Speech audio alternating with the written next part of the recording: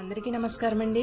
ఈ రోజు మన ఛానల్లో బ్లాక్ రంగోలీ కలర్ ని ఎటువంటి కెమికల్ వాడకుండా ఇంట్లోనే ఎలా ఈజీగా తయారు చేసుకోవాలో ఈ వీడియోలో చూసేద్దాము।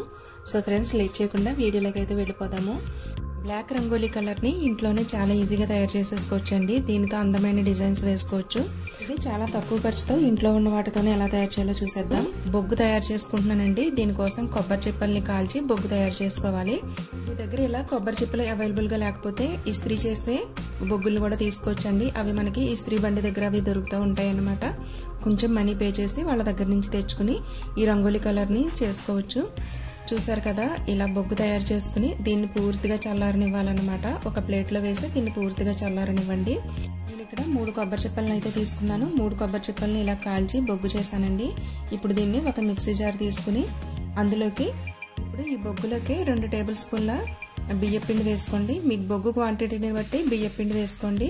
నేనైతే ఇక్కడ ముందుగా 2 టేబుల్ స్పూన్లు వేస్తున్నాను అనమాట। అంతా ఒకసారి వేసేయకుండా ఇలా వేసుకున్న తర్వాత ఒకసారి తిప్పండి। ఇలా తిప్పి మళ్ళీ ఇంకో 2 టేబుల్ స్పూన్లు బియ్యపిండి వేసుకోండి।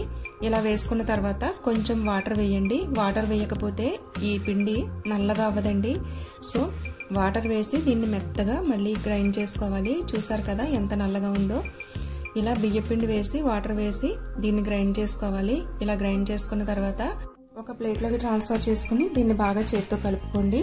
ఇలా కలుపుకున్న తర్వాత దీన్ని ఎండలో ఒక రోజంతా పెట్టాలన్నమాట। మంచి ఎండలో ఒక రోజంతా పెట్టినట్లయితే రంగోలీ కలర్ మంచి బ్లాక్గా షైనింగ్ అవుతుంది। ఇలా అయితే నేను ఒక రోజంతా మంచి ఎండలో పెట్టానన్నమాట।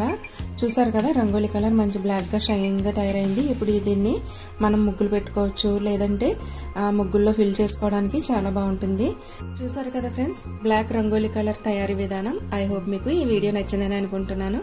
నచ్చితే మాత్రం ఒక్క లైక్ ఇవ్వండి, అలాగే మన ఛానల్ని సబ్స్క్రైబ్ చేసి సపోర్ట్ చేయండి। Thank you for watching friends. Thank you.